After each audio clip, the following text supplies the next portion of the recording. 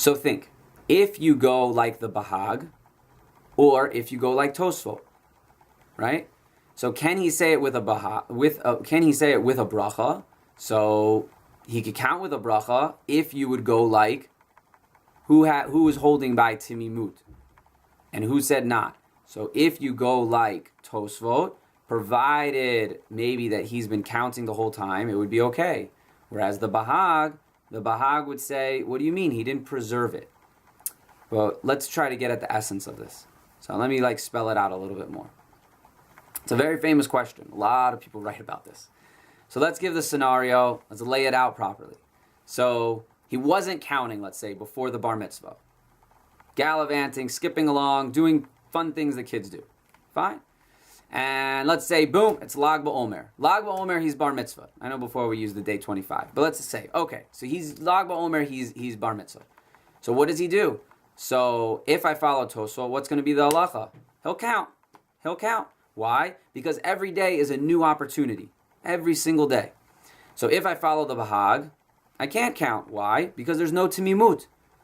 Or maybe he will. So let's see. What's the Timimut in? Is it in the person or is it in the mitzvah?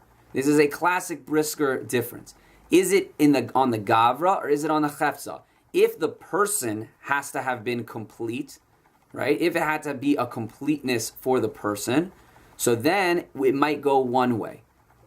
Because if he hasn't been counting until now, so where's his own completion? If it's a completeness on the mitzvah, well, maybe since he hasn't been counting, the mitzvah is also incomplete. So does the completion or the complete status that the Bahag holds so dearly based on the verse in the Torah, Sheva Shabbatot Timimut, so does that hold and need to be valid regarding the mitzvah itself? So if it's on the mitzvah itself, the thing itself, so there needs to be a complete 49 days. Or is it on the person, and since he wasn't a bar chiyuv until now, so he never really went a day lacking. So if it's on the mitzvah, then certainly the complete 49 days was not accounted for, right? And so he can't count. But if the timimut is on the person, then he just became a bar chiyuv. So now he's counting. So he's still complete. No blemishes, no lacking, no missing days. He just got the ability to start saying it. The obligation of Sfirat Omer just came upon him. And he is a complete, fully unblemished person. He'll make the count. All will be good. So where does the chiyuv fall out? Is the mitzvah Sfirat Omer on the person?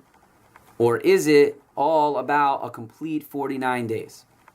And that's the crux of this question. So whatever. It's a classic Briska Chakira. So before day 33, did he have a chiyuv? No. So he would still have timimut on himself.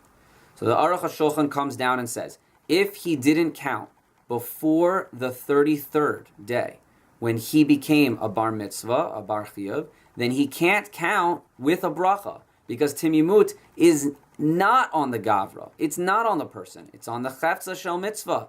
It's on the complete 49 days. And having been fulfilled consecutively by a bar chiyuv. The whole mitzvah of Sfirat Omer is a person who can properly say and has the obligation to say Sfirat Omer for 49 days straight. That's the whole thing. The 49 days, Sfirat Omer gets completed by a person who is a bar chiyuv. And since it's on the mitzvah, so the mitzvah requires timimut. Sheva Shabbatot timimut is on the mitzvah. And so we come down and say that this is, since it's on the mitzvah, the chefza shel mitzvah requires a consecutive 49 days. And the Minchas Chinuch paskins the same way. Sheva Shabbatot timimut.